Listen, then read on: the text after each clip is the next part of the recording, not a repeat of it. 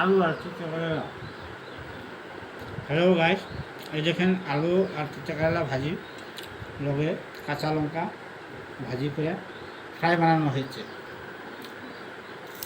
তারপর দেখেন এই যে মাছ, বাহু মাছ আর এই ছোটো ছোটো আলু দিয়ে সবজি বানানো হয়েছে। আপনি এগুলা খাইয়ে দেখবেন, আর লাইক করবেন, আর কমেন্ট করবেন, আর সাবস্ক্রাইব করবেন।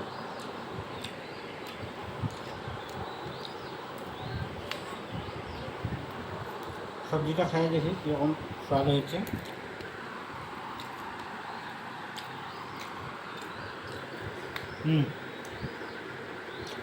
বহুত টেস্টি হয়েছে।